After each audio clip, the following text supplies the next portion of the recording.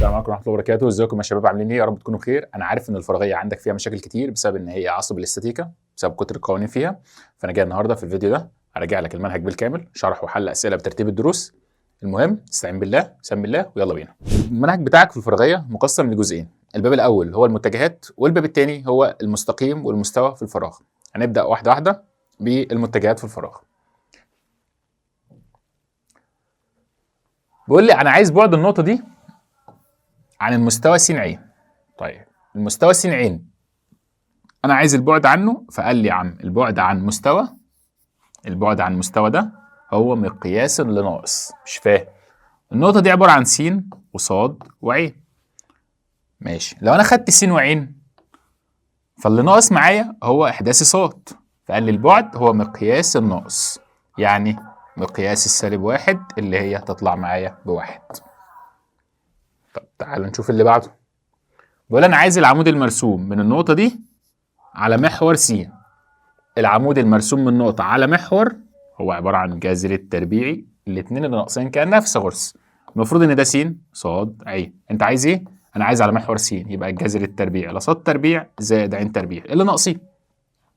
اصبحت معاك الجذر التربيع الصاد ب3 تربيع والعين ب4 تربيع، تطلع معايا ب5. تعالوا نشوف اللي بعده. بقول انا عايز منتصف القطعه المستقيمه، وليكن دي نقطه ا ودي نقطه ب. منتصفها وليكن اسميه ج، هو عباره عن ا زائد ب على الاتنين سينات صادات عينات. ماشي تعال نشوف.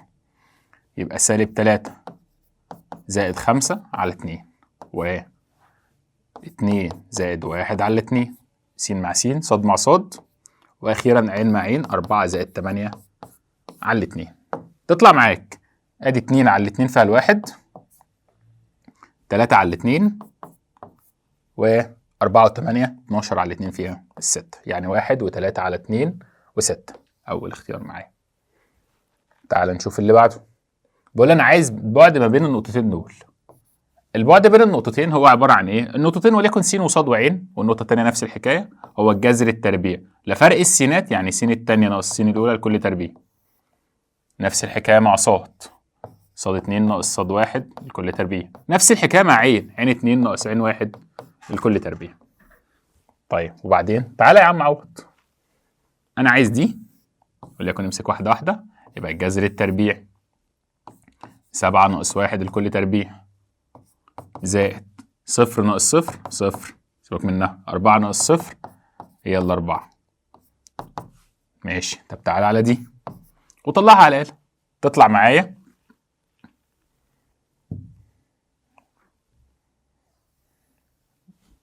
ادي جذر 7 ناقص 1 ادي 6 6 تربيع زائد 4 تربيع، طلع معايا 2 جذر 13. ادي 2 جذر 13. طب تعالى على دي نفس الحكايه، الجذر التربيعي 4 ناقص 2 تربيع تطلع ب2، 1 ناقص 1 0، 9 ناقص 6 3. ماشي، آلتك معاك، ادي آلتي بقت جذر 2 تربيع زائد سيبك من الصفر 3 تربيع، تطلع معاك بجذر 13. طب تعالى على التالتة الأخيرة دي.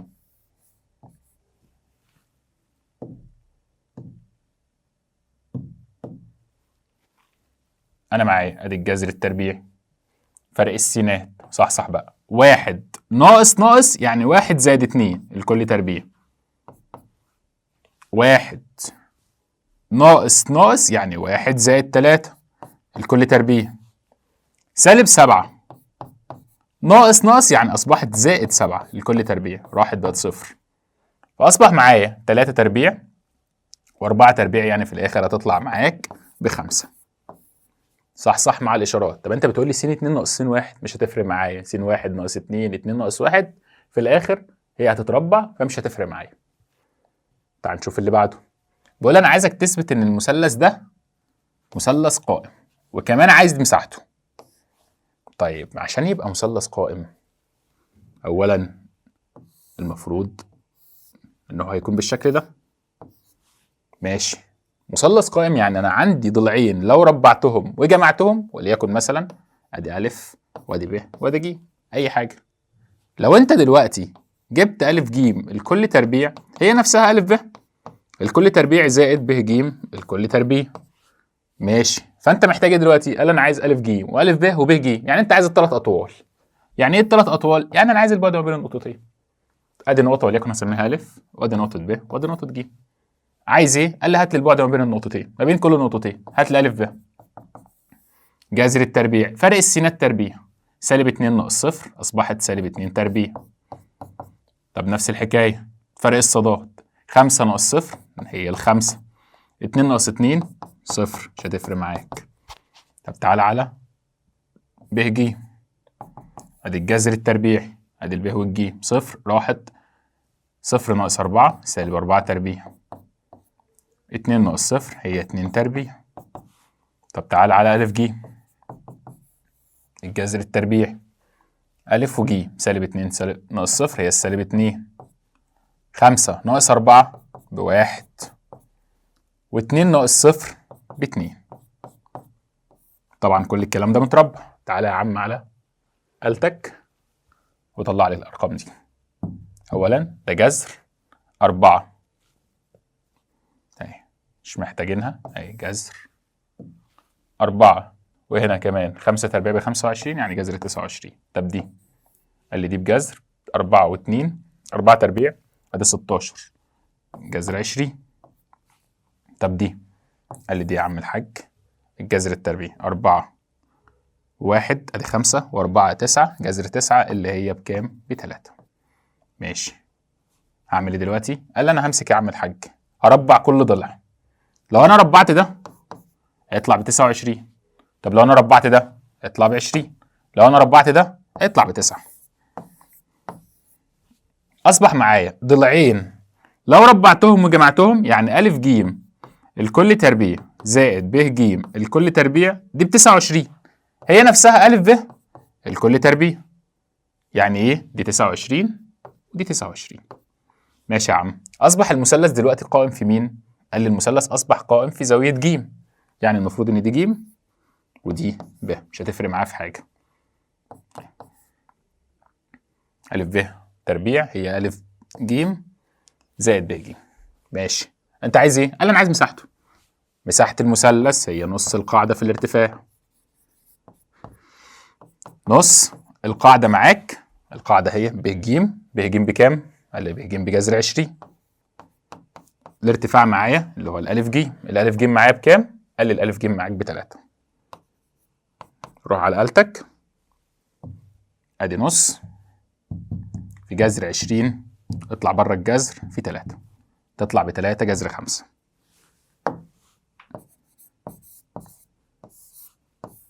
ادي المساحة بتاعتي ودي هي نفسها مفيش أي اختلاف.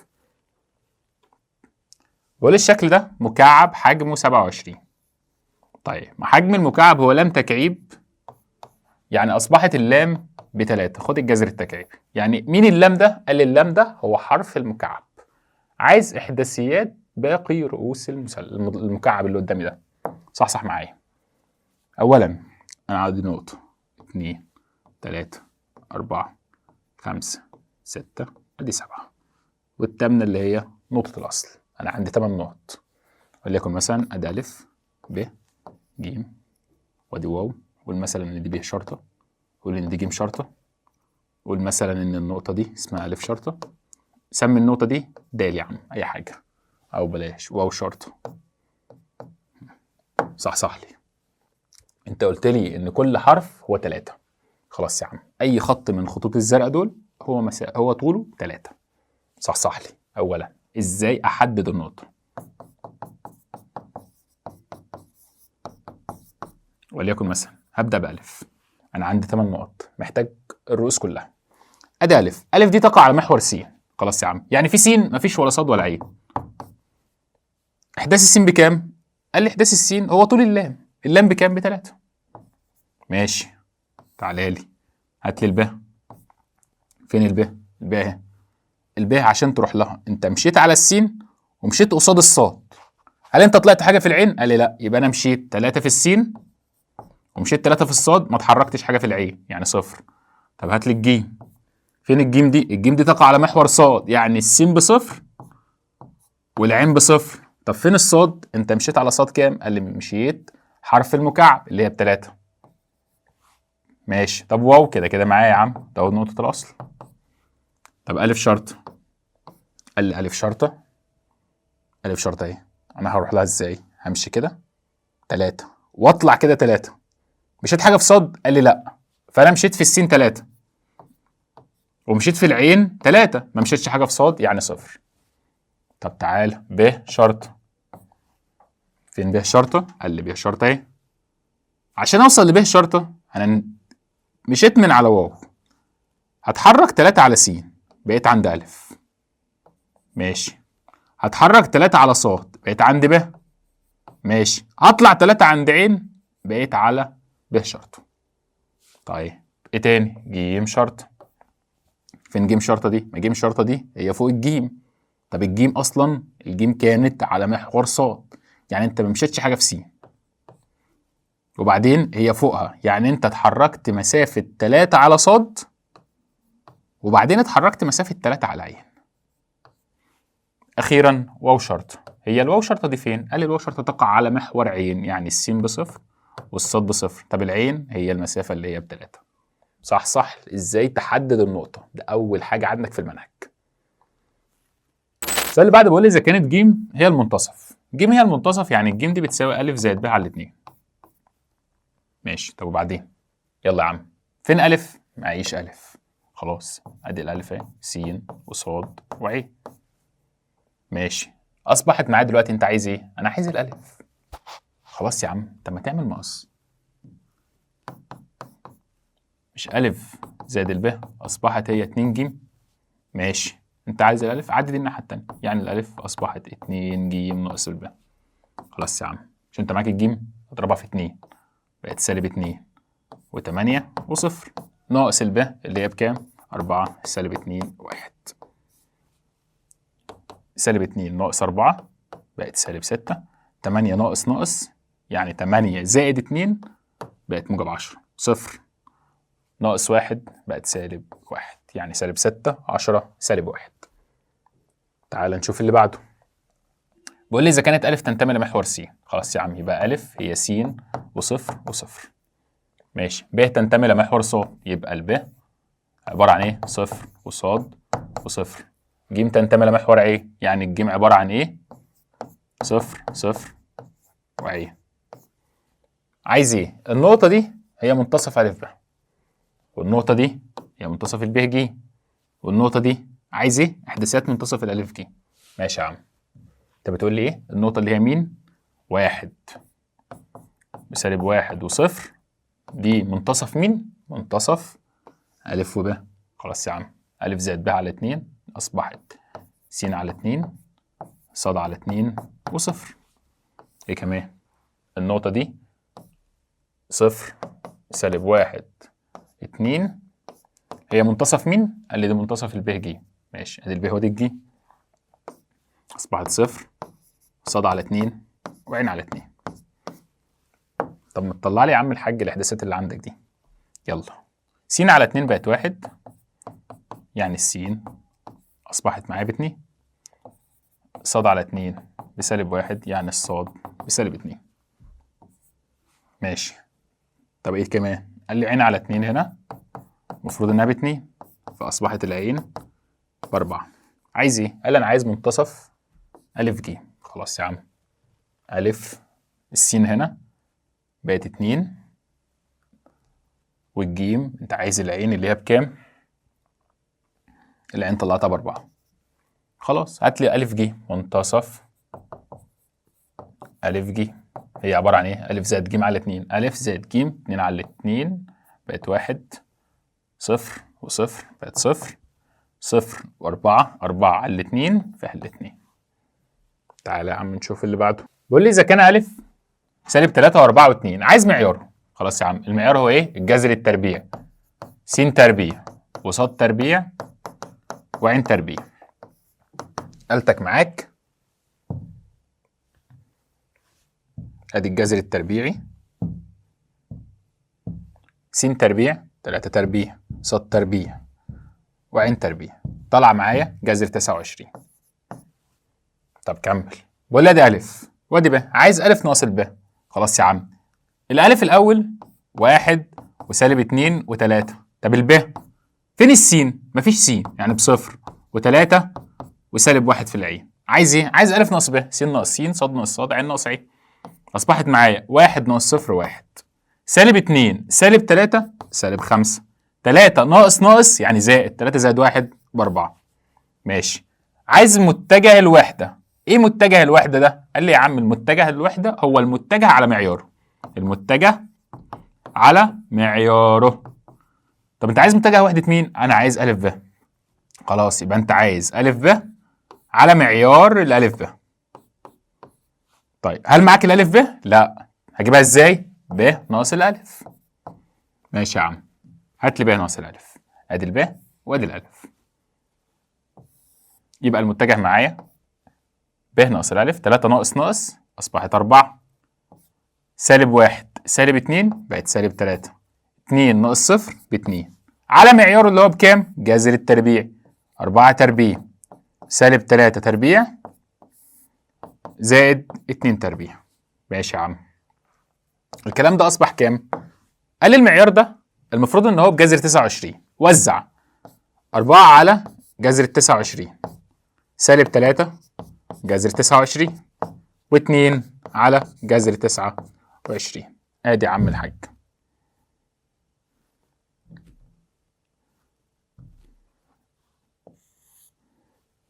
ادي متجه الوحدة.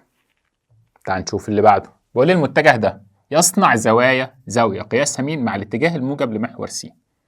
ماشي، قال لي بص يا سيدي، الزوايا اللي معاك متجه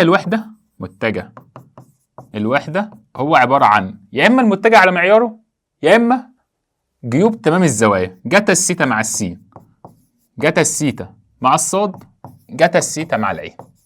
طب انت عايز ايه؟ قال انا عايز الزاويه مع محور س. خلاص يا عم، مش انت عايز الزاويه مع محور س؟ يعني انا عايز دي. طب متجه الوحده هو المتجه على معياره، ما تجيب لي معيار الالف. معيار الالف الجذر التربيعي، 3 تربيع 1 تربيع سالب 2 تربيع، ادي 9 10 14. ماشي يا عم، طب وبعدين انت عايز ايه؟ قال انا عايز زاويه س بس. خلاص يبقى اصبحت جتا سيتا مع السين هي عباره عن احداث السين بتاعه اللي هو الف س، ماشي، على معياره اللي هو بكام؟ معيار الالف. ماشي يا عم، احداث السين بس اللي هو ب3. طيب معيار الالف بكام؟ جذر 14. وعلى الاله هات لي شيفت كوزاين، على الاله معاك اهي، شيفت كوزاين كام؟ 3 على جذر ال 14، وشوفها لي بكام. تطلع معاك ب 36 درجه و7 يعني تقريبا كام؟ 36 درجه و42 دقيقه. تطلع السيتا مع السين 36 درجه 42 دقيقه. بقول لي المتجه ده يصنع زاويه قياسها مع الاتجاه الموجب لمحور عين. طيب ملاحظ ايه؟ قال لي المتجه ده عباره عن 1 و2 وصفر. متجه 1 و2 وصفر. فقال لي يا عم جتا سيتا العين هي عباره عن احداث العين معاك على معيار المتجه. طب ما احداث العين بصفر وصفر على اي حاجه ما هي بصفر، مش محتاج اكمل. فاصبحت الجتا بصفر. جتا صفر امتى؟ قال لي لما السيتا ب90 درجه. جتا صفر امتى؟ لما السيتا تكون ب90 درجه. طب تعالى نكمل. بقول لي المتجه معاك اهو معياره ب3، عايز كاف.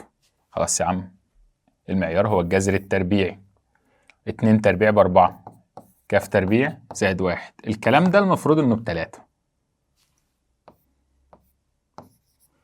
اصبحت معايا ربع كده، بقت كاف تربيع زائد ال5 المفروض انها ب9.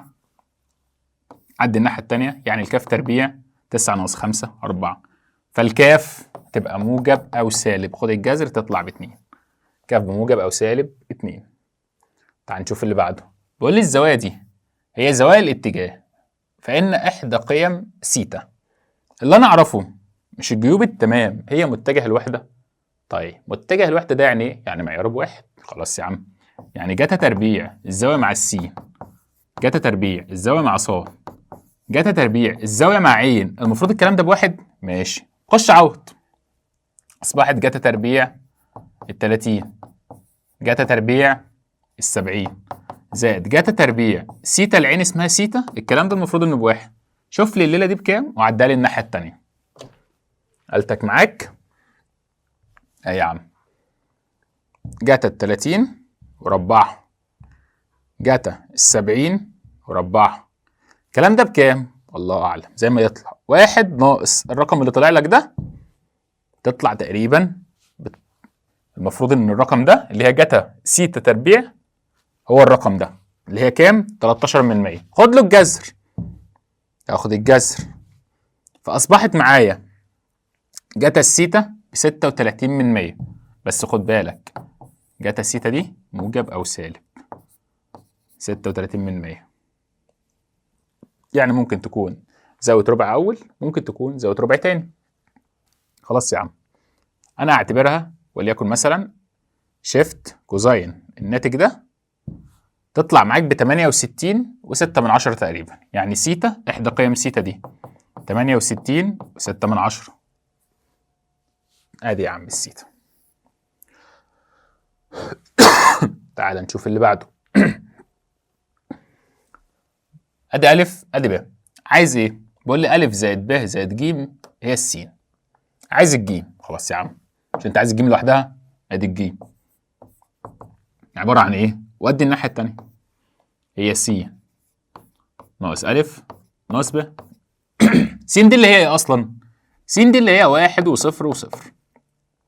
فاصبح معايا، عد معايا، 1 ناقص الف ناقص ناقص اهي، 1 ناقص ناقص يعني زائد 1 ناقص ب ناقص 3 و صفر ناقص 5 ناقص 1 و صفر ناقص 2 ناقص ناقص يبقى زائد 2 ناقص 1.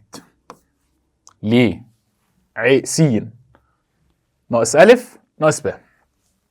امشي معاه واحدة واحدة. 2 ناقص 3 سالب 1 سالب 5 سالب 1 بقت سالب 6. 2 ناقص 1 هي نفسها الواحد. أصبح معايا سالب 1 في السين. ماشي. سالب 6 في الصاد. موجب 1 في العين. تاني كده، سالب 1 في السين، سالب 6 في الصاد، موجب 1 في العين. بقول لي جيوب تمام زوايا الاتجاه للمتجه ده. جيوب التمام يعني متجه الوحدة. ماشي يا عم، متجه الوحدة هو ايه؟ هو المتجه على معياره، يعني ألف على معيار الألف. كمل يا سيدي. ألف بكام؟ قال لي الألف دي سالب 2 1 2 على معيار الألف يعني الجذر التربيعي سالب 2 وربعها 1 وربعها 2 وربعها. تطلع معاك ب3 يعني سالب 2. المفروض ان دي ب3، فاصبحت سالب 2 على 3 1 على 3 و2 على 3 اللي هي مين؟ اللي هي ب. تعال نشوف اللي بعده. بقول انا عايز الف زائد ب. خلاص يا عم، ادي الف وادي ب. س مع س، صاد مع صاد، عين مع عين. هتعملها ازاي دي؟ س مع س 2 مع 4 بقت 6. صاد مع صاد سالب 3 سالب 2 اصبحت معاك سالب 5. عين مع عين 1 وصفر بقت 1. طب تعالى اما نكمل. عايز ايه؟ 3 الف ناقص تلت ج. يعني اضرب الالف في 3 واضرب الجيم في سالب تلت. ماشي يا عم، وبعدين نلمهم مع بعض. يلا، الالف اضربها في 3 بقت 6 سالب 9 3. طب التلت جيم بس بالسالب، خد بالك سالب في سالب موجب. 6 على 3 2 صفر 3 على 3 1 بس بالسالب. طب وبعدين لم دول يا عم، لمهم اصبحت 6 و2 ادي 8 ده المطلوب. سالب 9 وصفر سالب 9. 3 ناقص 1 2. طب وبعدين 3 على 2 في الجيم و2 على 3 في الب. خلاص يا عم، ما تجيب لي الاول 3 على 2 من الب. ايه 3 على 2 من الب دي؟ الب معاك اهي. يلا اقسم على الاتنين واضرب في 3. على الاتنين بقت 2 في 3 بقت 6. كمل على الاتنين بقت سالب 1 اضرب في 3 بقت سالب 3. وصفر في أي حاجة نزل الصفر. إيه تاني؟ عايز 2 على 3 من الجيم. هي مش الجيم دي، هي يا عم الحاج قدامك اهي. اقسمها على 3 واضربها في 2. هقسمها على 3، 6 على 3 2، في سالب 2 بقت سالب 4. عايز تعملها آلة براحتك. طيب صفر نزلت، 3 على 3 راحت، يتبقى لك ال2. ماشي يا عم، وبعدين لم دول كأنك بتجمعهم. 6 وسالب 4، 6 سالب 4 بقت موجب 2، سالب 3 نزلت، وادي ال2 نزلت معاك. بيقول لي معاك قوة مقدارها 200 نيوتن. عايز ايه؟ قال لي عبر عن القوة دي بالصورة الجبرية. الصورة الجبرية يعني انت عايز ايه؟ عايز سين قصاد وعين كمتجهات. ماشي. اولا القوة دي معايا ايه؟ معايا معيارها. طيب اي متجه حضرتك عايزه عبارة عن ايه؟ معياره في متجه وحدة اللي شايله. ماشي. معاك معيارها؟ ماشي. مين اللي شايلها؟ قال اللي شايلها النقطة دي اسميها واو، والنقطة دي وليكن اسميها ألف. قال لي ماشي.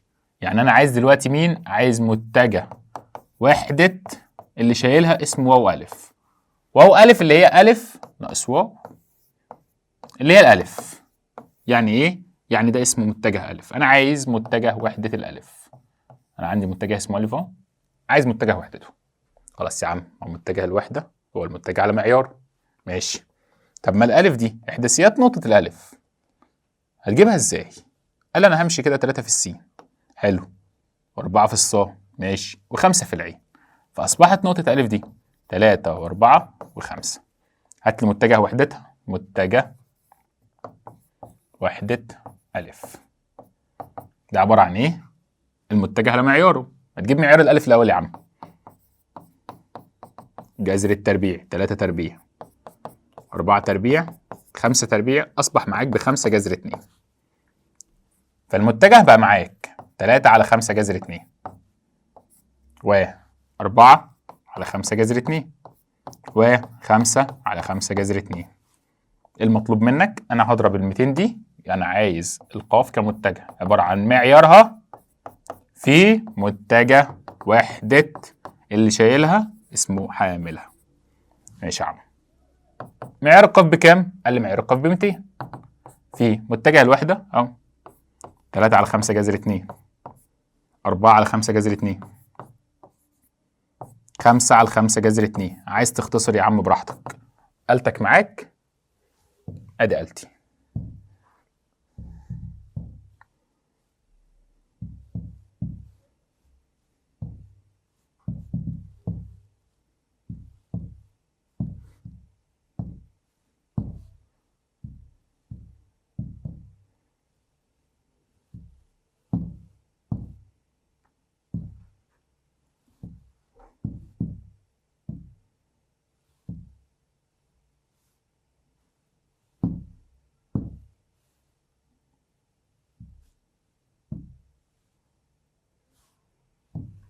هتطلع معايا 60 جذر 2 80 جذر 2 100 جذر 2. مين دي يا عم؟ قال لي دي القوة. ماشي. عايز ايه؟ عايز قياسات زوايا الاتجاه. طب ما قياسات زوايا الاتجاه دي ظهرت لي فين؟ قال لي جيوب تمام الاتجاه، الزوايا دي جيوب التمام اللي هي الجتا هي نفسها متجه الوحدة. فين متجه الوحدة؟ ما ده متجه الوحدة. طب هعمل ايه دلوقتي؟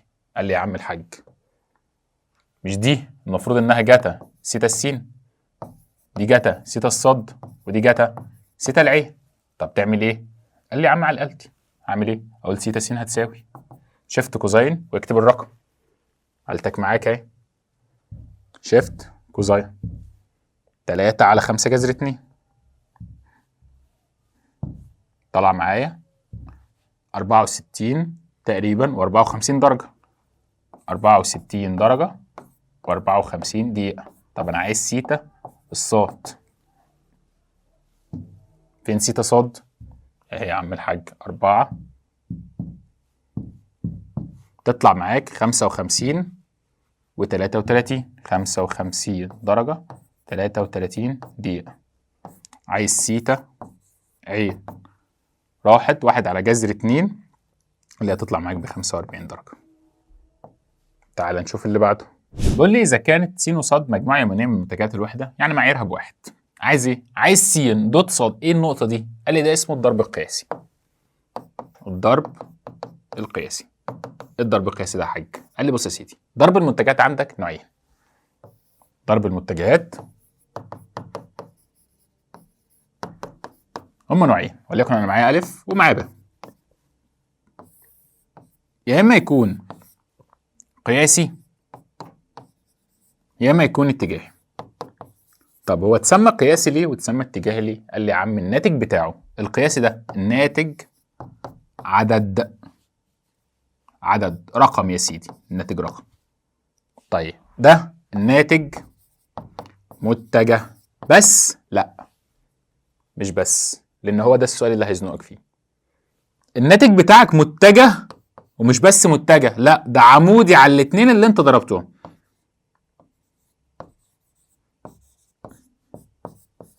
ناتج الضرب الاتجاهي هو متجه عمودي على الاتنين اللي انا بضربهم. يعني ايه؟ دول متجهين، المفروض ان هم متقابلين كده. الناتج بتاعي هيطلع متجه عمودي عليهم هما الاثنين، عمودي على المستوى اللي شايله.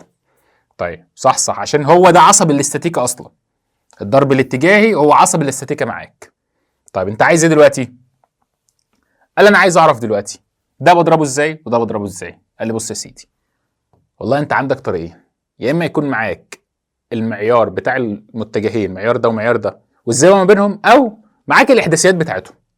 ماشي، تعالى واحده واحده. س ضرب قياسي صاد.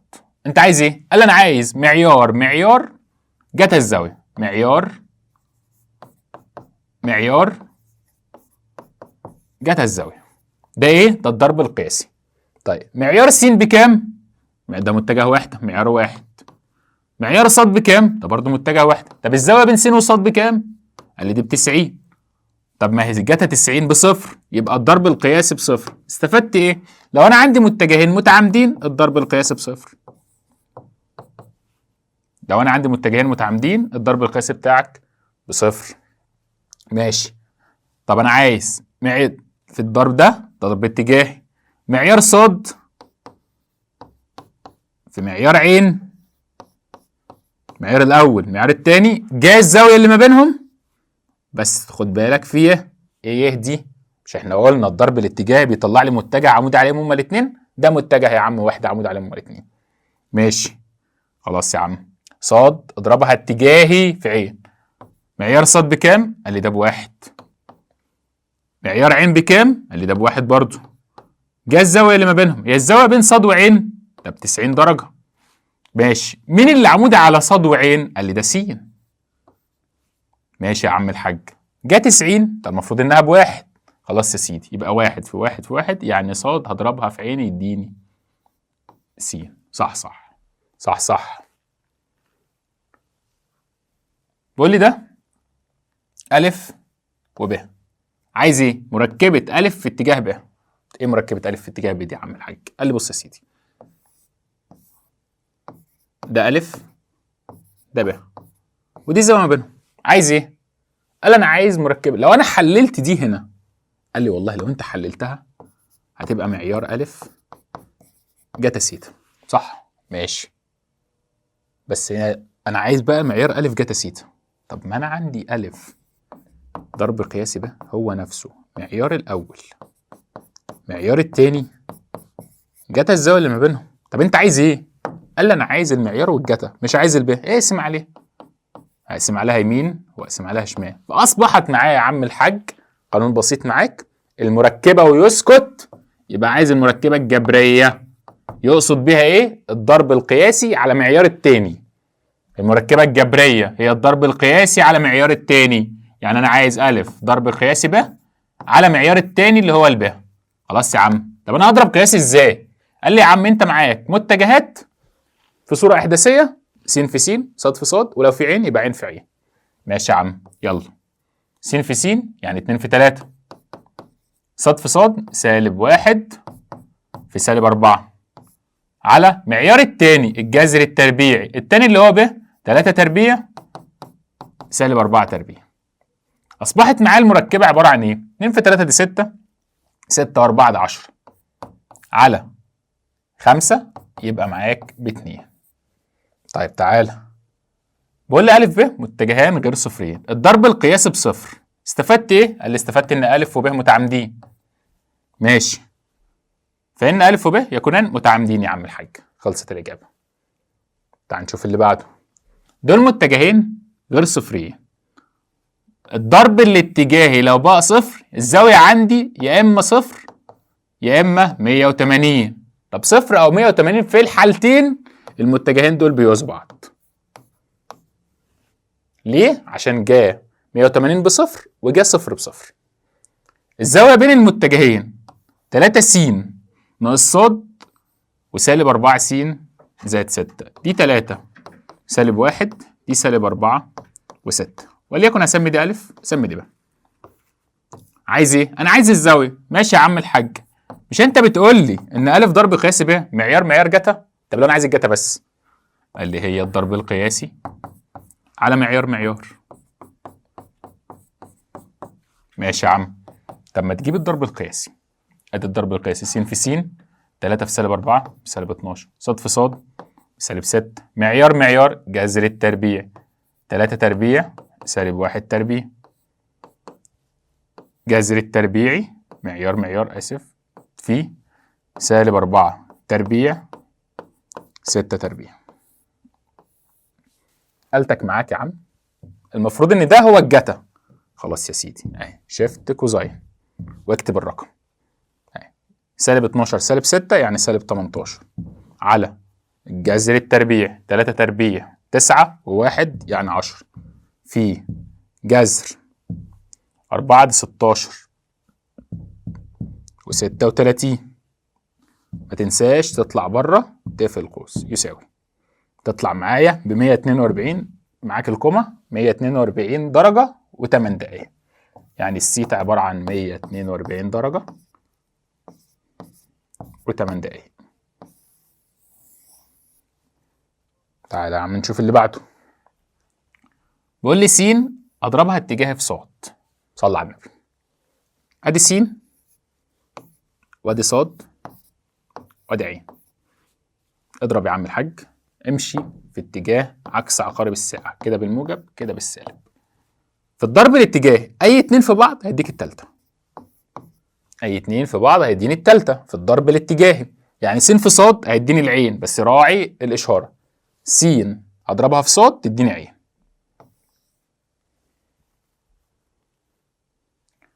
بقول لي دول متجهين وحده. ماشي يا عم، يبقى معيار كل واحد فيهم بواحد.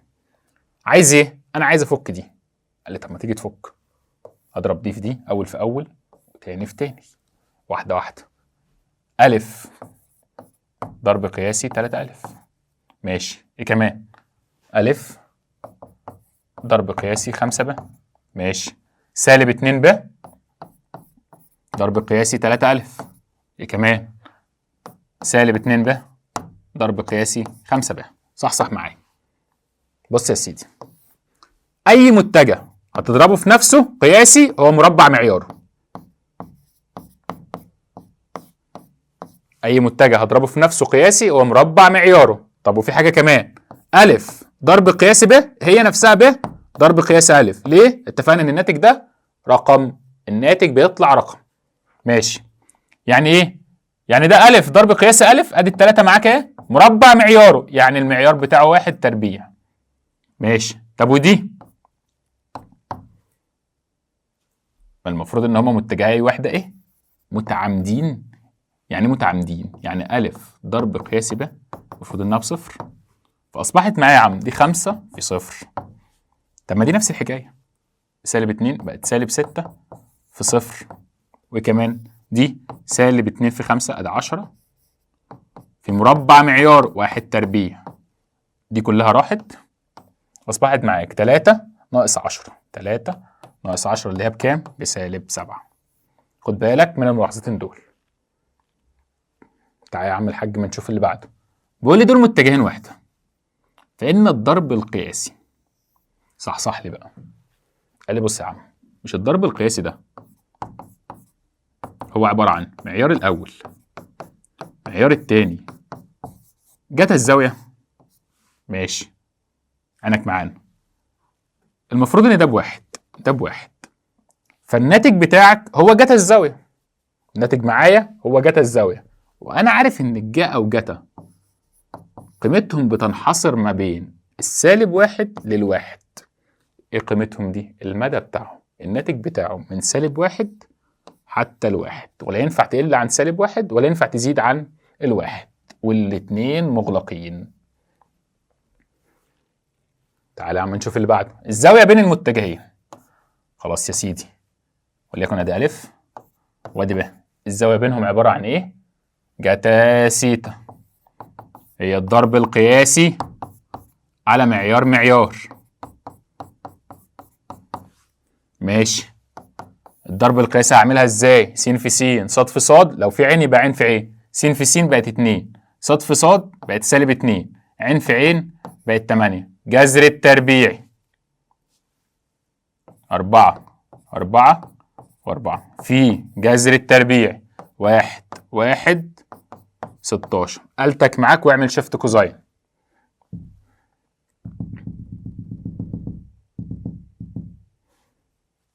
راحت بقت 8 فوق، انزل جذر 4 و4 4 ده 12، اطلع بره في جذر كام؟ 18. تنساش تطلع تقفل الاقواس، يبقى 57 درجة تقريبا، 57 هو مش عايزها، يبقى 57 و2 من 10، 57 و2 من 10. تعالى يا عم، بقول لي المتجهين دول متوازيين، صح لي متوازيين معاك. كلمة متوازيين يعني ايه؟ تعالى اما ناخد كل حالات التوازي. لو ظهر لك كلمة متجهين متوازيين استفاد ايه؟ قال لي بص يا سيدي، وليكن اسمي ده ألف وده ب. ماشي، ألف هو عبارة عن ثابت مضروب في الب. طيب ماشي، ثابت مضروب في الب. قال لي ماشي، طب وبعدين الثابت ده والله كان موجب في ألف وب في نفس الاتجاه، الثابت ده كان سالب في ألف وب في اتجاهين متضادين عكس بعض. طب هو الثابت موجب أو سالب؟ أنا هعرف منين أصلا الثابت ده؟ قال لي يا عم الحاج الثابت ده هو س على س، أو ص على ص، أو عين على عين. دي أبسط حاجة معاك. طيب إيه كمان؟ مش أنت عارف إن الضرب الاتجاهي بيطلع لي واو؟ ليه؟ سواء كانوا مع بعض فالزاوية صفر، سواء كانوا عكس بعض فالزاوية 180، جا صفر جا 180 بصفر، بس صفر المتجه اسمه واو. ادي يا عم حالات التوازي بتاعتك. فأنا دلوقتي أصبح معايا س على س هي ص على ص هي عين على عين، س على س يعني 2 على 4 هي ص على ص كاف على 6. مش محتاج أكمل مقصات. أصبحت معاك يا عم نص الستة، يعني الكاف أصبحت معايا ب3. تعال نشوف اللي بعده. بقول انا عايز ألف ضرب قياس ب، اجيبها هنا ازاي؟ قال لي ألف ضرب قياس ب س في س ص في ص عين في عين، س في س 5 في 4 ص في ص 1 في سالب 4 بسالب 4 عين في عين سالب 2 في 3 بسالب 6. أصبحت معايا 20 ناقص 4 16 ناقص 6 بموجب 10. طب تعالى نشوف اللي بعدها. هات رقم ب، ألف ضرب قياس ب س في س سالب 3 في 6 سالب 18 ص في ص سالب 2 في 4 سالب 8 عين في عين سالب 1 في 2 بسالب 2. تطلع معاك ادي سالب 28. طب تعالى على ج، ألف ضرب قياس ب أعملها إزاي؟ المفروض إن ألف دي صفر، لا 1 وصفر وصفر، هتضربها قياسي في صفر واتنين وسالب 1. قبل ما تعمل أي حاجة طلع الأول الإحداثيات بتاعتك. 1 في صفر بقت صفر، صفر في 2 صفر، صفر في سالب 1 برضه صفر، يعني المفروض ان هو يطلع بصفر، وانا اصلا قبل ما اطلع الناتج وقبل ما اعمل اي حاجه انا عارف ان الناتج هيطلع بصفر. ليه؟ مش ده في س ماشي، وده صاد وعين، خلاص يا عم الحاج، ده اصلا على س، وده في المستوى صاد عين، ده على محور س وده في المستوى صاد عين. ما انا بضرب حاجتين اهو متعامدين، انا بضرب متجهين متعامدين، فالناتج بتاعهم هيطلع بصفر. بقول انا عايز الضرب الاتجاهي. صح معايا بقى. الضرب الاتجاهي ثلاثي الابعاد في الفراغ هعمله ازاي؟ قال لي بص يا سيدي، الف ضرب اتجاهي بقى لازم تعمل لي محدد. طب المحدد ده هعمل فيه ايه؟ احط هنا س صاد وادي العين. صح لي. في الصف الثاني احط المتجه الاول -2 3 1. في الصف الاخير احط ادي 1 3 -4 وادي موجب سالب موجب. تعالى بقى نفك يا حاج. هفك ايه؟ قال لي تعالى فك المتجه ده، فك لي المحدد. اخبي صف واخبي عمود واعمل مقصات. 3 في -4 ناقص 3 في 1. 3 في -4 اصبحت -12 ناقص 3 بقت -15. ماشي يا عم، واللي هيطلع لي اضربه في هنا في اللي انت مخبيه. -15 في موجب يعني -15 في الس.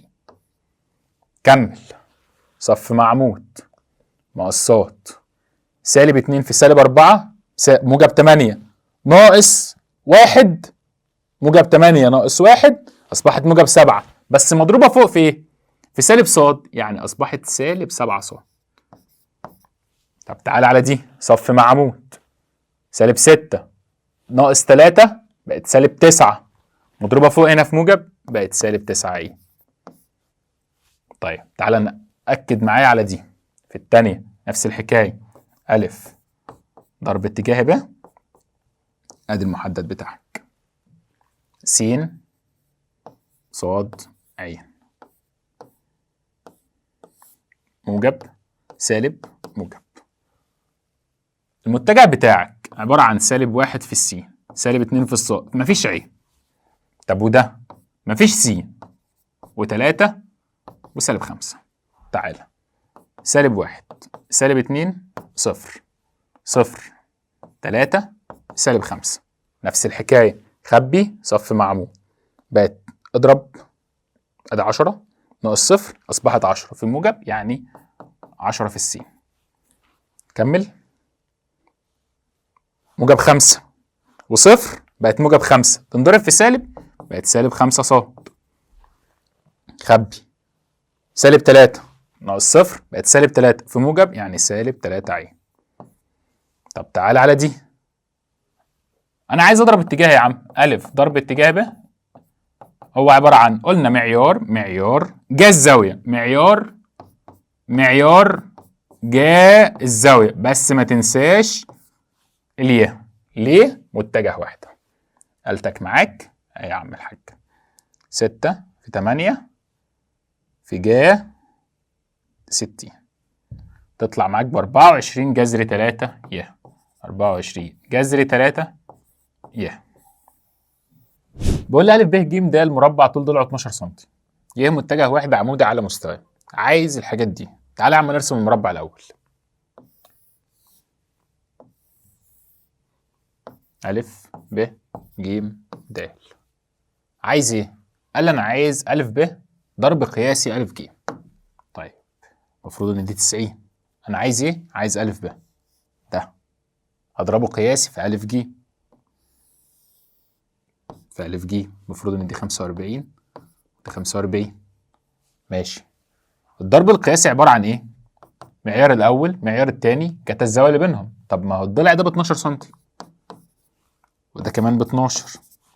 من فيثاغورس ده يطلع 12 جذر 2. طب انت عايز ايه؟ قال لي انا عايز معيار يبقى 12. معيار يعني 12 جذر 2. جتا الزاويه اللي بينهم اللي هي بكام؟ 45.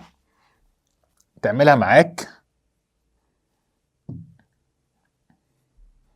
12 جذر 2 جتا 45 تطلع معاك ب 144.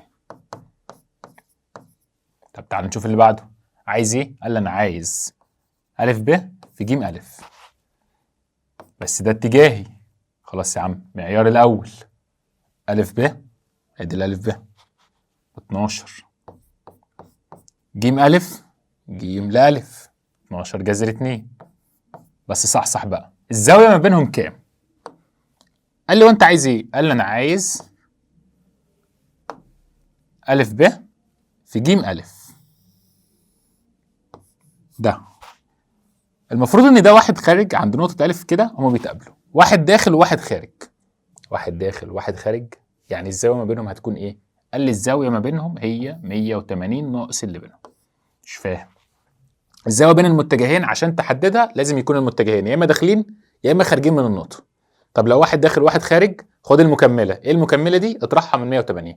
اطرحها من 180 ال 45 ده اشيلها من 180 تطلع 135. بس خد بالك ده ضرب اتجاهي، يعني عايز متجه. ماشي، قالتك معاك بقى 12 في 12 جذر 2 جا 135، طالعه معايا ب 144. 144 ي، عشان ده ضرب اتجاهي. خش على اللي بعده.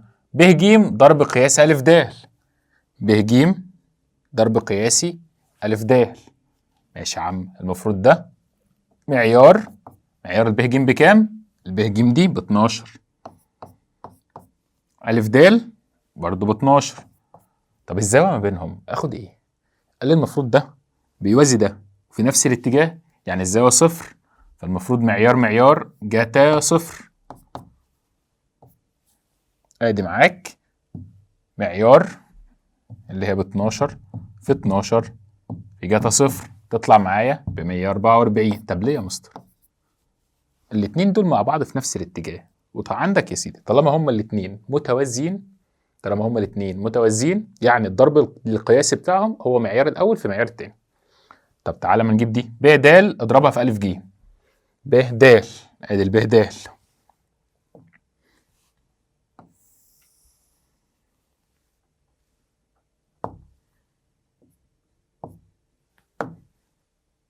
ب د ب 12 جذر 2، وكمان أ ج، ادي الألف ج. الزاوية ما بينهم كام؟ قال لي الزاوية ما بينهم المفروض انها ب 90 درجة. ليه؟ دول قطرين المربع متعامدين. طيب ده ضرب اتجاهي، معيار الأول هيساوي 12 جذر 2، معيار التاني برضه 12 جذر 2. ماشي، الزاوية ما بينهم كام؟ هتبقى جا 90. المفروض ان جا 90 بواحد، بس ما تنساش الياء. أصبحت معايا بكام؟ معيار الأول 12 جذر 2، معيار التاني 12 جذر 2 جات 90، تطلع معاك ب 288، بس ما تنساش ان هي ي. تعال على اللي بعده. أ ب هضربها في ب ج. ادي الألف ب وادي الب ج، المفروض ان هم متعامدين، يعني الضرب القياسي صفر. طيب أ ب في ب ج، أ ب وادي الب ج، ده ضرب اتجاهي، معيار الأول ب 12، ب ج معيار التاني ب 12. جا الزاوية اللي ما بينهم المفروض انها ب 90، بس ما تنساش الياء عشان ده ضرب اتجاه، تطلع معايا ب 144، بس ما تنساش ان هي ي. بقول له انا عايز متجه وحدة عمودي. واحدة واحدة كده، انا عايز متجه وحدة وكمان عمودي على المستوى الذي يحوي المتجهين دول. اولا عشان تجيب متجه عمودي بس، فانت محتاج تضرب المتجهين اتجاهي. يعني انا عايز اضرب أ وب اتجاهي. ماشي يا عم، ده عشان اجيب المتجه العمودي بس. اضربها ازاي؟ س ص ع. ادي المتجهين بتوعي 2 سالب 3 1 سالب 1 2 سالب 3. اضربها اتجاهي. هضربها اتجاهي ازاي؟ موجب سالب موجب، فك المحدد، صف مع عمود، اصبح سالب سالب، يبقى موجب 3 في 3 9 ناقص 2 بقت 7 في اتجاه السين بالموجب. طب تعالى طير وطير، 2 في سالب 3 بسالب 6، سالب سالب بقت زائد، سالب 6 زائد 1 بقت سالب 5، تنضرب في سالب يعني موجب 5.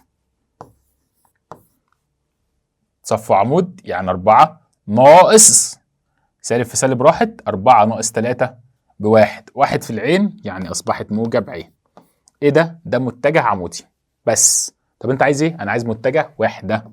خلاص يا عم، هيبقى المتجه الوحدة هو المتجه على معياره، يعني عايز أضرب أ ضرب اتجاه ب على معيار أ ضرب اتجاه ب.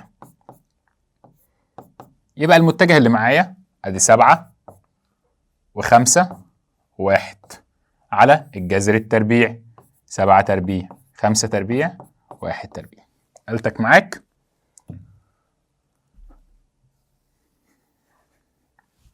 ادي يا عم جذر 7 تربيع 5 تربيع 1 تربيع، تطلع معاك ب5 جذر 3.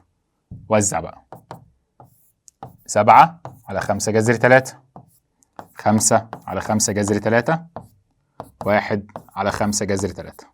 عايز تبسطها بسطها، عايز تسيبها مش مشكلة. تعال نشوف اللي بعده. بيقول لي أنا عايز مساحة المثلث د ه و. ماشي، ادي المثلث د ه و. قال لي يا عم الحاج انا عندي في قوانين كتير جدا لمساحه المثلث، هتلاقي القوانين دي في مذكره التاسيس، يبقى ارجع لها في اول فيديو خالص. طيب من ضمن القوانين بتاعتك ان انا الضرب الاتجاهي ده، لو انا معايا ده متجهين وليكن ده ا وده ب وبينهم زاويه، لو انا ضربتهم اتجاهي هيطلع لي متجه. لو انا اخدت معيار الضرب الاتجاهي ده عباره عن مساحه المتوازي، او لو قسمته نصين هيطلع مثلثين، يبقى ضعف مساحه المثلث. تاني، الضرب الاتجاهي المعيار بتاعه هو يا اما مساحه المتوازي او ضعف مساحه المثلث. طب انت عايز ايه؟ عايز مساحه المثلث. خلاص يا عم، يبقى هي نص المعيار. طب ما تجيب المعيار الاول. هجيب المعيار ازاي؟ ما اجيب الاول الضرب الاتجاهي. طب هجيب الضرب الاتجاهي لمين؟ هات لي متجهين يا عم، وليكن هقول ان ده له، ده له عباره عن ه ناقص د،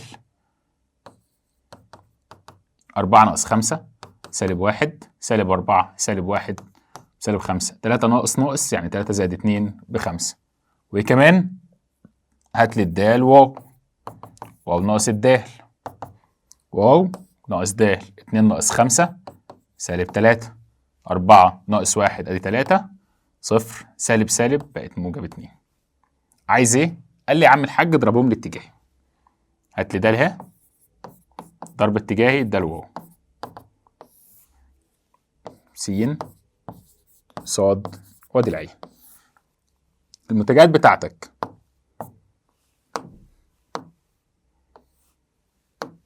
كام؟ سالب 1 سالب 5 5 سالب 3 3 2 موجب سالب موجب. صف مع عمود، يلا يا عم صف وعمود اصبحت سالب 10 ناقص 15 يعني سالب 25، بس خد بالك في موجب س. طيب صف وعمود سالب 2 زائد 15، سالب 2 زائد 15 موجب 13، في سالب بقت سالب 13. وصف مع عمود سالب 3 ناقص 15 يعني سالب 12، في الموجب تفضل زي ما هي السالب 12. طب انت عايز ايه؟ قال لي مساحة المثلث هي نص المعيار. خلاص يا عم هات المعيار بتاع ده. يبقى معيار، كنا نطير دي هي نفس المسألة، معيار د الواو اضربها اتجاهي في الدال ه،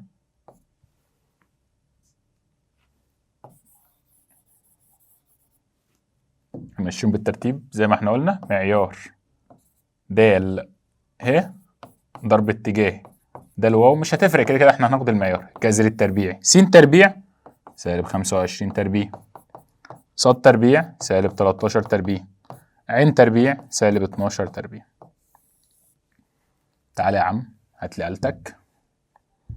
جذر التربيع 5 تربيع 13 تربيع 12 تربيع، يطلع معاك ب 13 جذر 2.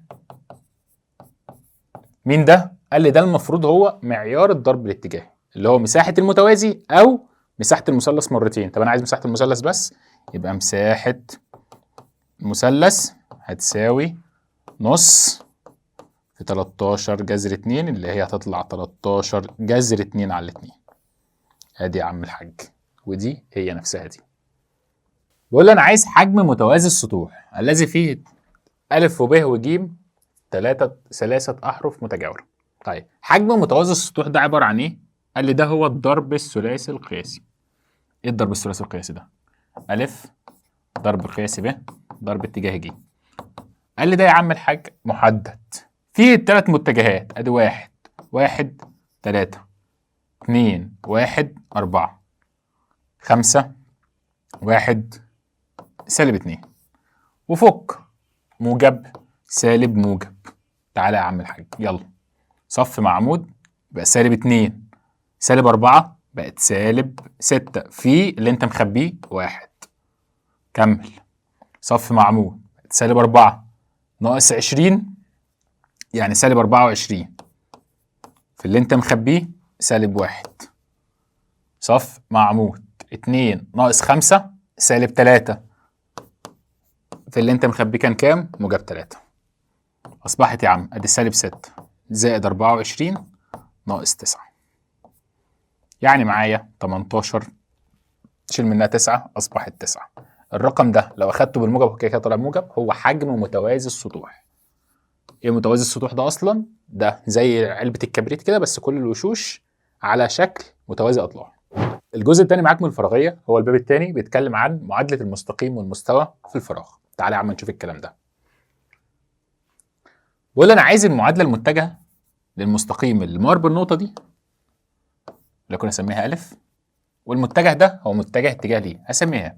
قال لي يا عم ايه المعادلة المتجهة دي؟ عبارة عن ر بتساوي أ زائد ك ه. مين ر؟ ده المستقيم. مين أ؟ دي نقطة تقع عليه. مين ه؟ ده المتجه اتجاه ليه يعني بيوازيه. مين ك؟ ده ثابت يا عم لو انا عايز اجيب اي نقطة على المستقيم. طيب تعال عوض.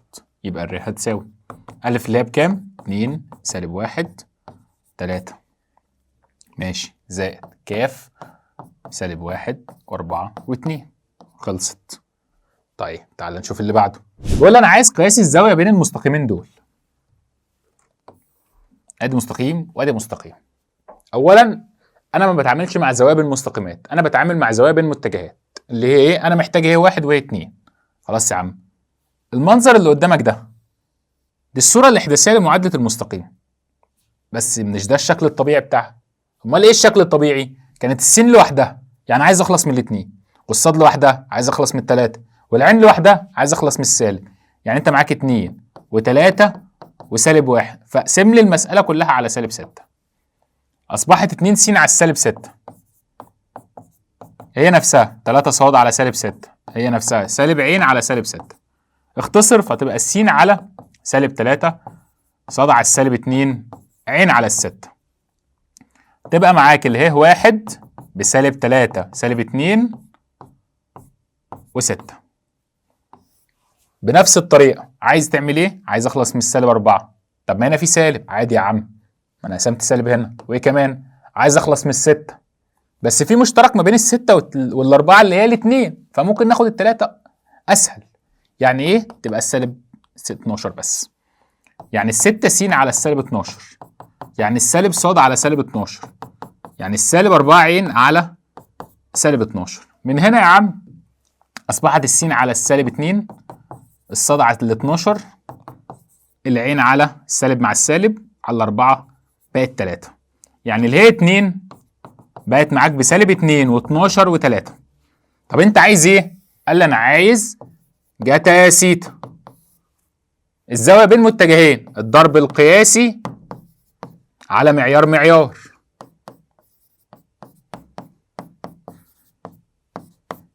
وعشان اخد الزاويه الحاده هاخد مقياس للقيمه اللي فوق. قالتك معاك وتعالى يا عم شيفت كوزين.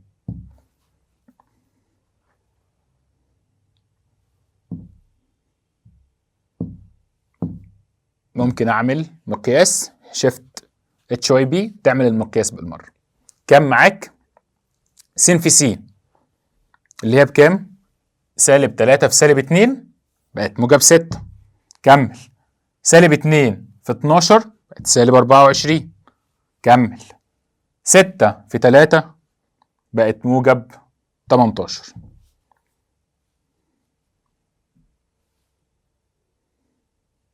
انزل على الجذر التربيعي. سالب 3 تربيع زائد 2 سالب 2 تربيع زائد 6 تربيع في جذر سالب 2 تربيع 12 تربيع 3 تربيع. اطلع بره واقفل القوس. تطلع معاك السيتا ب90 درجة.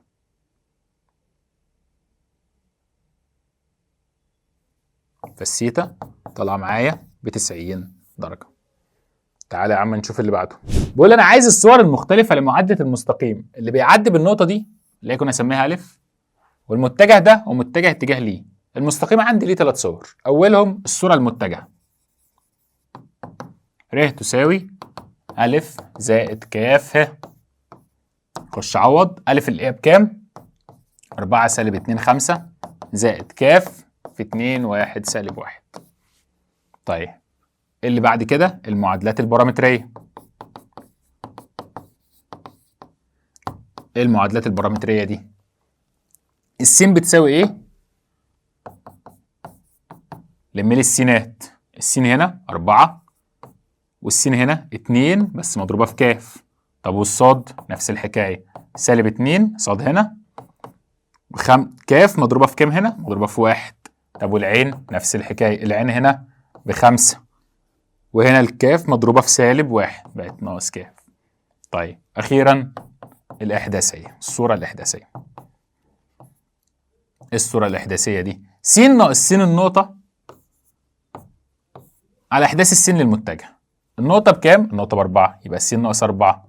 إحداث السين للمتجه ب2 هتساوي صاد ناقص صاد النقطة يبقى زائد 2 على إحداث الصاد للمتجه بتساوي عين ناقص عين النقطة ب5. إحداث عين للمتجه بسالب 1. حابب تبسطها أكتر من كده ماشي، حابب تسيبها براحتك. أنا عايز الصورة المتجهة لمعادلة المستقيم ده. الصورة اللي قدامك دي صورة صورة إحداثية، لكن في مشكلة. إيه المشكلة؟ أولاً دي مقامها 1 تمام زي الفل. مشكلتك فين؟ إن العين هنا ليها إشارة. طب أنت عايز إيه؟ قال لي أنا عايز العين مش جنبها حاجة، يعني العين المعامل بتاعها هيبقى موجب 1. طب ما هنا المعامل سالب 1 اضرب في سالب عشان تغير إشارتها. طب ضربت فوق ما تنساش تضرب تحت. أصبحت اللي قدامك دي الصورة الإحداثية اللي قدامك دي بقت س ناقص 3 على 1 هي نفسها ص زائد 2 على 4 هي نفسها عين ناقص 2 على سالب 3. من هنا تعرف تطلع لي النقطة اللي هي كانت ألف. غير إشارة اللي فوق بقت 3 سالب 2 و2 واللي هي اللي هو المتجه هو المقامات 1 4 سالب 3. طيب ايه الصورة المتجهة دي؟ ر تساوي ألف زائد كاف ه.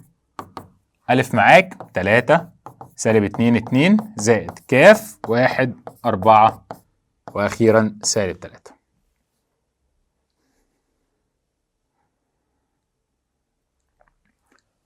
المتجه اللي قدامك ده أنا معاك واو ألف، معايا واو جيم، معايا واو ب، معايا واو د.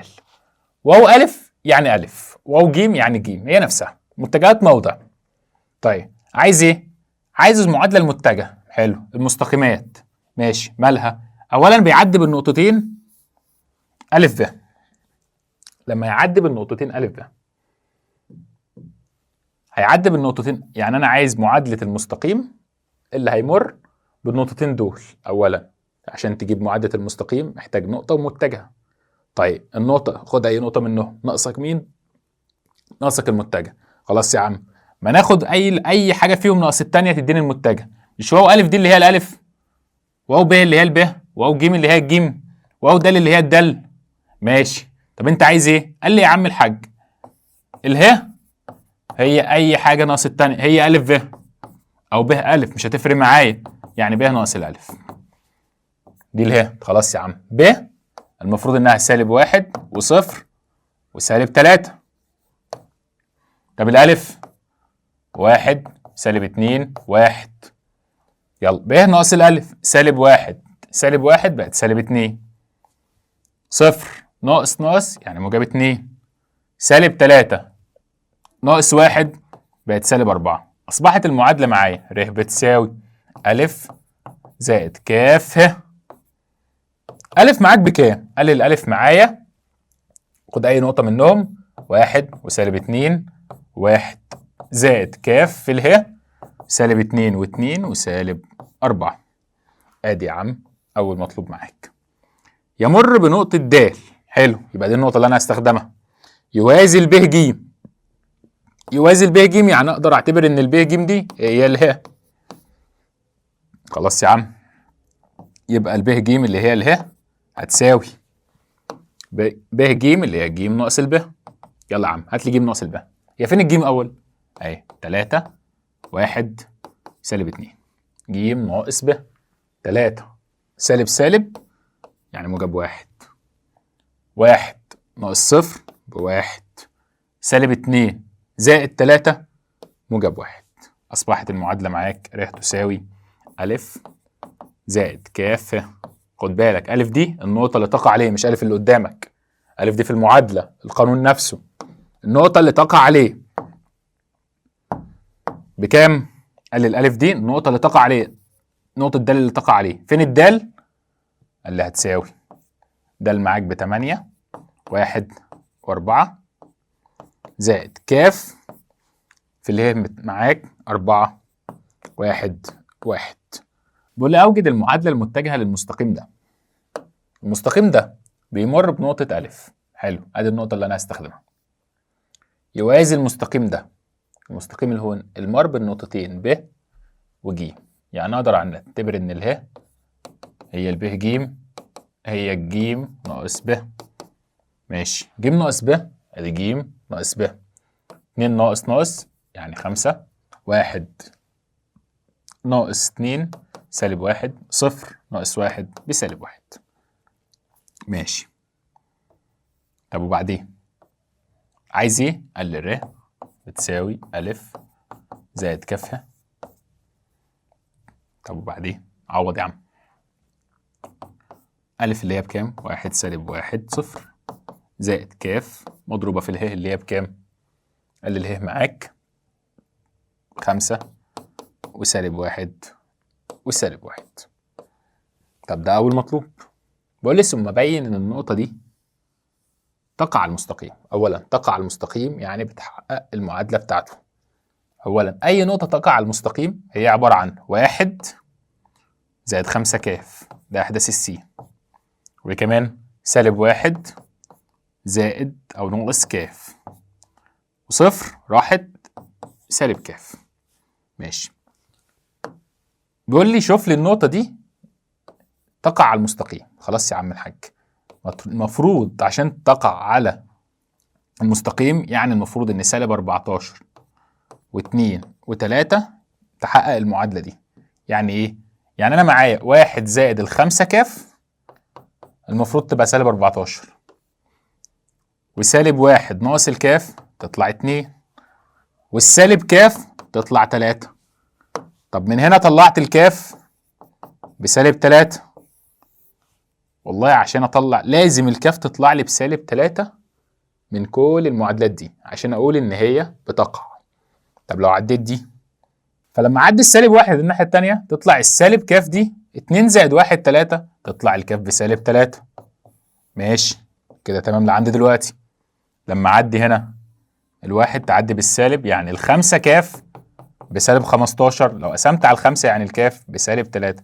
والله الكاف طلعت هنا زي هنا زي هنا، فالنقطة دي تقع على المستقيم. ليه؟ بتحقق المعادلة. تعال نشوف اللي بعده. بقول لي أنا عايز قيمة ن. ماشي، اللي تخلي المستقيمين دول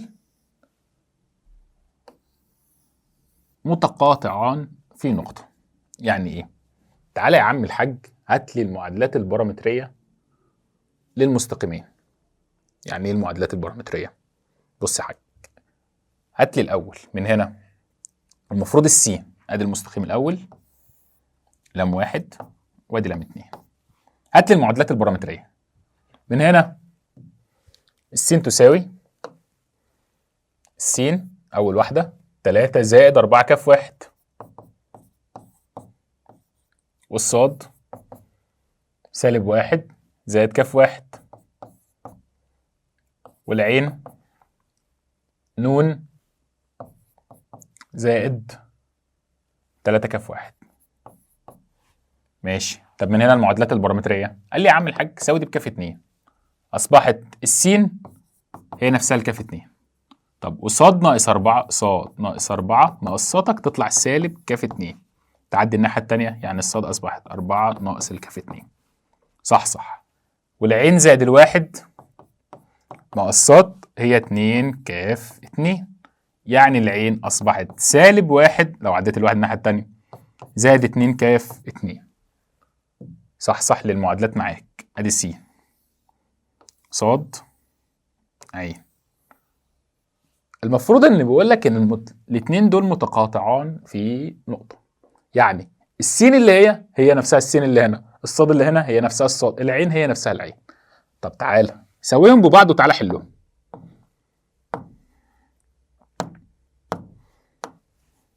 يعني ايه؟ المفروض السين هي السين، يعني التلاتة او الكاف 2 دي هي نفسها 3 زائد 4 كاف واحد.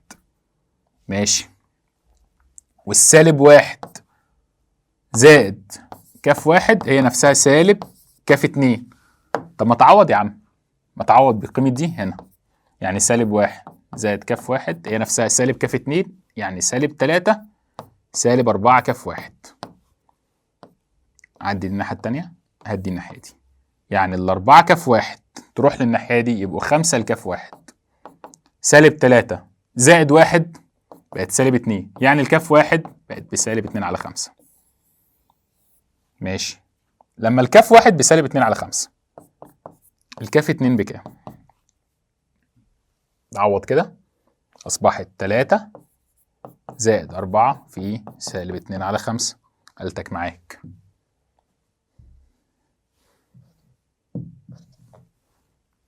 تلاتة زائد 4 في سالب 2 على 5 تطلع ب7 على 5. ادي يا عم كاف واحد وكاف 2. طب وبعدين انت عايز ايه؟ المفروض ان العين هي العين هي كمان. طب العين من هنا، العين دي المفروض تطلع بكام بقى؟ سالب 1 زائد 2 في كاف 2 اللي انت لسه مطلعها ب7 على 5. ادي يا عم سالب 1 زائد 2 في 7 على 5 طلعت ب9 على 5.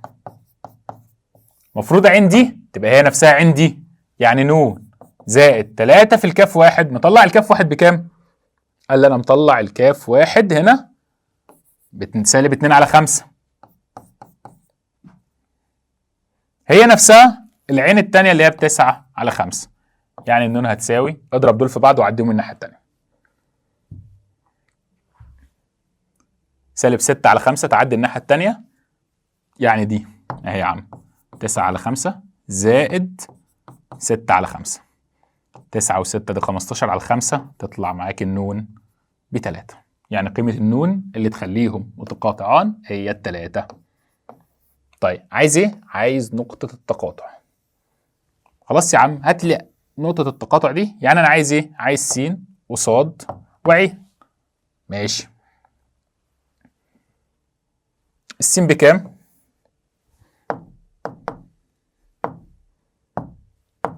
عايز س، احداث السين بكام؟ اي س عندك. كده كده معاك العين اهي، العين ب9 على 5، اي س، السين اللي هي الكاف 2. الكاف 2 بكام؟ ب7 على 5. طب الصاد فين الصاد؟ قال لي الصاد اهي 4 ناقص الكاف 2، فين الكاف 2؟ ب7 على 5. 4 ناقص ال7 على 5 طلع معايا ب13 على 5. طب والعين؟ كده كده العين معاك انت لسه مطلعها ب9 على 5. أصبحت معايا النقطة طلع معايا 7/5، والصاد ب13/5، والعين ب9/5. مسألة طويلة شوية بس عايزة شوية صبر. تعال نشوف اللي بعده. بيقول لي مين من النقط دي تقع في المستوى؟ معادلة المستوى عندك عشان أعرف إذا كانت تقع ولا لا تقع، يا عم دي تجريب. أنا هشوف مين بتحقق المعادلة. يعني إيه؟ أعوض. أمسك أول نقطة، 2 في 1 ب2، 3 في 1 ب3، يبقى 2 و3 5، 5 ناقص 1 4، مش بتحقق. أعوض لي بدي، 0 راحت، 2 في 3 أدي 2 في 0 زائد 3 في 2 ناقص 1. شوف الكلام ده بكام؟ ده 0. 2 في 3 ب6 ناقص 1 بقت ب5. لا ده اليمين زي الشمال، يبقى النقطة دي معايا. بس يا عم جربها.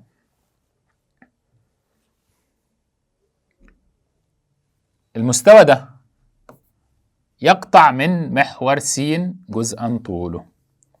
قال لي بص يا حاج، انت عندك في صورة من صور معادلة المستوى بمعلومية الأجزاء المقطوعة من المحاور. الصورة دي كانت عبارة عن س على أ زائد ص على ب زائد ع على ج. المفروض الكلام ده بواحد. يعني ايه؟ يعني انا عايز دي 1. طب هي ب12، خلاص اقسم لي المسألة كلها على 12.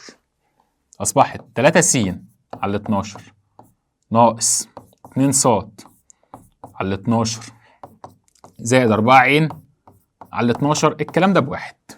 ليه؟ 12 على 12 على 3 أصبحت س على 4. طب وهنا الاتنين خد بالك أنا هنزل السالب تحت. ليه؟ عايز ص بس فوق. بقت 6 زائد ع على 4 بقت 3. المفروض الكلام ده بواحد. أنا نزلت السالب تحت عشان لو عايز الجزء المقطوع من محور ص.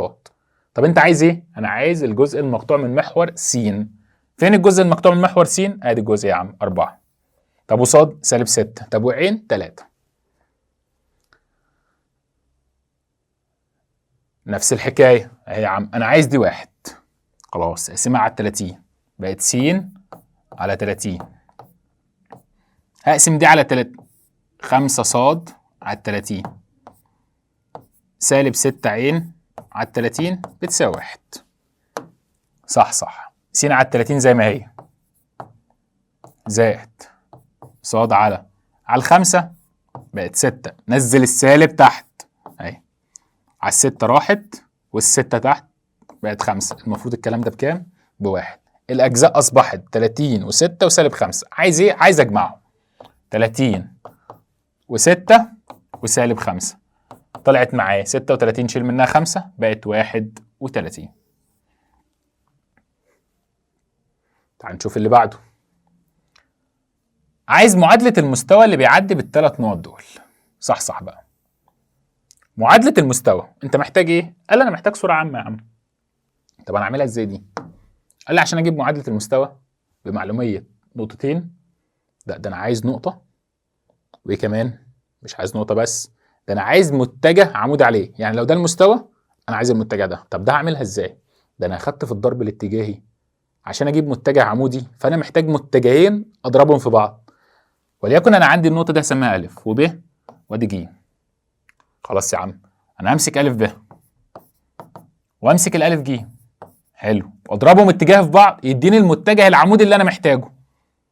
طب الالف ب ناقص الالف ب ناقص الالف سالب 1 سالب 2 بقت سالب 3.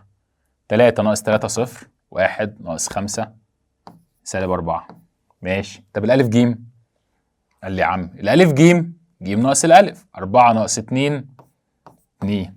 3 ناقص 3 صفر سالب 2. وعندي كمان ناقص 5 بقت سالب 7. المفروض ان انا اضربهم اتجاهي يديني النون اللي انت عايزها. النون دي عباره عن ا ب ضرب اتجاه الالف ج. ماشي يا عم. س صاد ع. فين السين؟ صاد ع. المتجهات بتاعتك سالب 3 صفر سالب 4 2 صفر سالب 7. زي ما اتعلمنا موجب سالب موجب صف مع عمود. صفر صفر يعني صفر في السي. ماشي. صف مع عمود يعني ادي سالب 3 في سالب سالب بقت موجب، 3 في 7 21، ناقص ناقص يعني زائد، 2 في 4 ب 8 21 و8 اصبحت معاك كام؟ 21 و8 29 في سالب يعني سالب 29. و طير صف مع عمود صفر صفر بقت صفر كمان. ماشي يا عم. لو حبيت اقسمها على 29 او على سالب 29 مش هتفرق معايا، انا عايز متجه عمودي وخلاص. اي متجه عمودي، يعني انا ممكن اخد ده نون وممكن اخد اي متجه تاني يوازيه. يعني ايه متجه يوازيه؟ اقسم يا عم على 29 بقت صفر واحد، اقسم على سالب 29 صفر واحد صفر. ده ينفع نون؟ ينفع نون عادي. ده ينفع نون؟ ينفع نون. ادي يا عم الحاج. ماشي. طب وبعدين المعادله معاك كانت نون ضرب قياسي ر بتساوي نون ضرب قياسي أ. النون ده المتجه، طب والر ده المستوى بتاعك، طب والنون ده المتجه، والالف دي النقطه اللي تقع عليه. تعالى يا عم اختار لي اي نقطه من دول. ادي النون الاول اللي هي كانت كام؟ صفر واحد وصفر ضرب قياسي ر. ماشي. هتساوي النون اللي هي بكام؟ صفر واحد صفر ضرب قياسي أ. خد لك أي نقطة، 2 3 5. ماشي يا سيدي. المفروض إن دي س وصاد وعين. صفر في السين راحت، واحد في الصاد بقت صاد بس، صفر في العين راحت. خلاص يا عم، أصبحت صاد تساوي ناتج ده س في س راحت، صاد في صاد 3، عين في عين راحت، أصبحت الصاد تساوي 3. لو لاحظت أصلا من البداية خالص الصاد هنا ب3 والصاد هنا ب3 والصاد هنا ب3، فالمعادلة معاك صاد تساوي 3. بقول لي أوجد الصور المختلفة لمعادلة المستوى المر بالنقطة دي والمتجه ده عمود عليه. ماشي يا عم، ولكن أسمي النقطة دي ألف. أول معادلة عندي المتجه نون ضرب قياس ر بتساوي نون ضرب قياس أ أو د، أي حاجة على حسب ما أنت تسميها، مش هتفرق معايا. النون معاك 4 10 سالب 7 ضرب قياسي ر 4 10 سالب 7 ضرب قياسي 2 سالب 1 0. فك دي،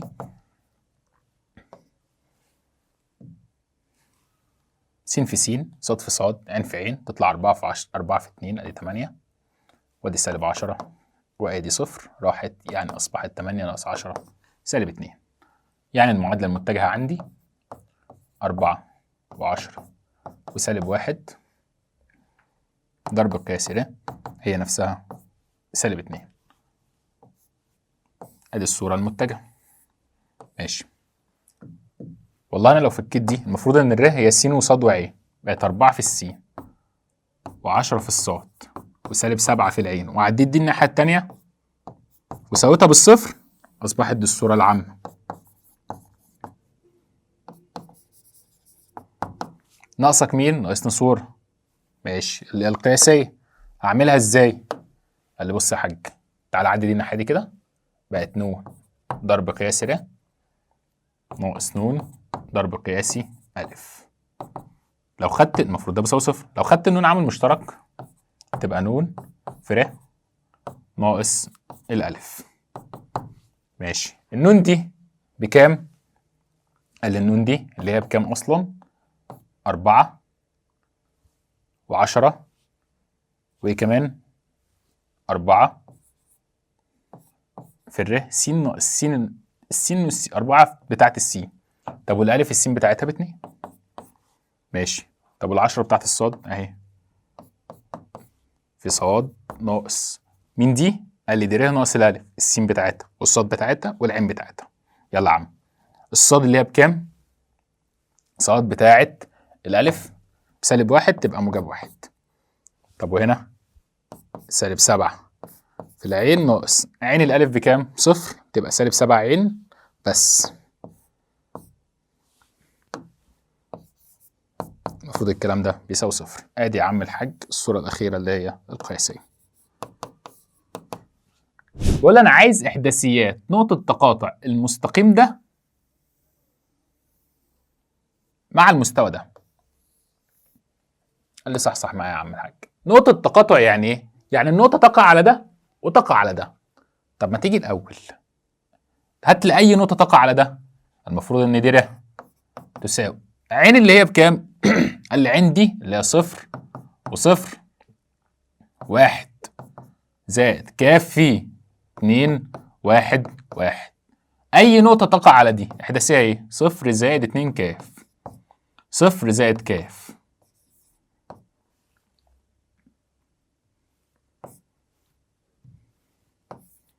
واحد أخيرا زائد 1 كاف.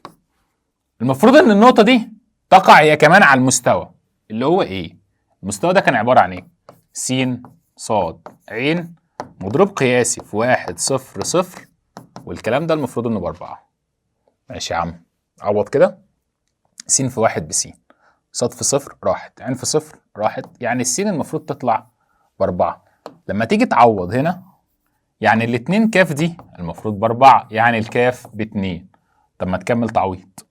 الكاف ب2 يعني النقطة بقت 2 كاف اللي هي ب4 و2 بس اللي هي الكاف. 1 زائد كاف ب3. ادي يا عم النقطة بتاعت التقاطع. بقول انا عايز الصور المختلفة لمعادلة المستوى يقطع من المحاور س وص وعين الاجزاء دي. قلنا يا عم هي عبارة عن س على الجزء المقطوع منها زائد ص على الجزء المقطوع منها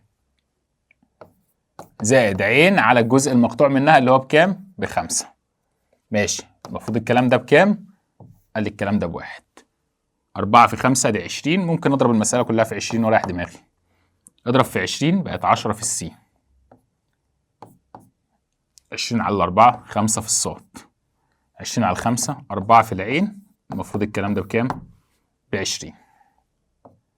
ادي يا عم الحاج لو عديتها الناحية التانية يعني 10 س و5 صاد و4 عين ناقص ال20. الكلام ده بصفر. مين دي؟ دي الصورة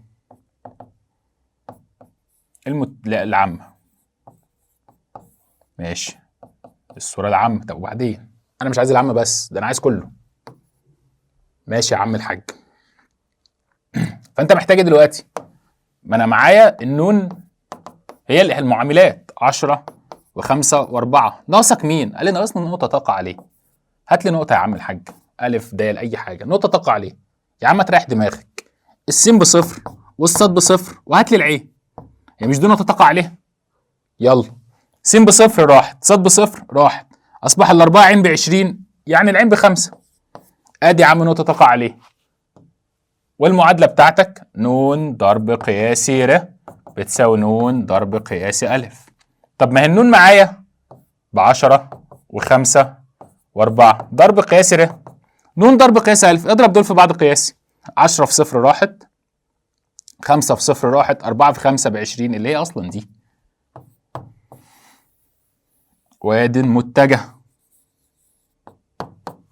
ناقصك مين؟ قال لي ناقصني القياسية. تعالى يا عم نجيب القياسية. ايه القياسية دي؟ 10 في س ناقص س النقطة. فين س النقطة دي؟ صفر. ماشي زائد 5 في ص ناقص ص النقطة زائد عين اللي هي بكام؟ ب4 في عين ناقص عين النقطة اللي هي ب5. المفروض الكلام ده بكام؟ المفروض الكلام ده بصفر. يعني طلعت في الآخر 10 س يا عم عادي و5 ص زائد 4 في عين ناقص ال5 بتساوي صفر. بس يا سيدي. وهي دي القياسية آخر واحدة. بقول أنا عايز قياس الزاوية بين المستويات دي. أولا صح أنا مش هتعامل مع مستويات ولا مستقيمات، أنا بتعامل مع متجهات. ماشي يا عم. أنت دلوقتي هتجيب لي المتجه الأول وتجيب لي المتجه التاني، بس المتجهات دي كانت عمودية على المستوى، فأنا هجيب الزاوية ما بينهم وبعد ما أخلص هطرح الزاويه دي من 90 تديني الزاويه اللي انت عايزها اللي هي بين المستويات. بمعنى وليكن يا عم ده مستوى وده مستوى، طلع لي النون بتاعته. النون واحد معاه بكام؟ قال له نون واحد دي ب2 وسالب 1 1. طب والنون 2 معاك بكام؟ ب3 و2 وسالب 2. انا هعمل ايه؟ انا هجيب الزاويه بين المتجهين دول، جاتا السيتا. الضرب القياسي على معيار، بس هاخد مقياس عشان اخد الزاويه الحاده. فاصبح معايا الضرب القياسي س في س ادي 6 ص في ص سالب 2 عين في عين سالب 2. كل ده جوه المقياس. جذر التربيع 4 2 تربيع 1 تربيع 1 تربيع في جذر التربيع 3 تربيع 2 تربيع سالب 2 تربيع. قالتك معاك ادي يا عم شيفت كوزين. ما تنساش تعمل المقياس شيفت اتش واي بي. 6 ناقص 2 ناقص 2 تطلع معاك ب2 بس كفايه، مش محتاج كمان المقياس فوق. 2 على جذر التربيع تحت 6 في جذر ادي 17 واطلع بره. متنساش تطلع تقفل القوس اللي بره. تطلع معاك الزاويه بكام؟ 78 و6 من 10. خد بالك السيتا 78 و6 من 10 مش دي الزاويه اللي انت عايزها، دي الزاويه بين المتجهين النون 1 والنون 2. امال انت عايز ايه؟ قال انا عايز الزاويه بين المستويات، يبقى هتساوي 90 ناقص السيتا اللي طلعت لك اللي هي 90 ناقص 78 و6 من 10 يا عم الحاج ناقص 90. طلع معايا 11 و4 تقريبا بالدرجات. طلع معاك كام؟ طلع معايا 11 درجة و25 دقيقة. اشوفكم على خير ان شاء الله يا شباب في مراجعة باقي الفروع. السلام عليكم.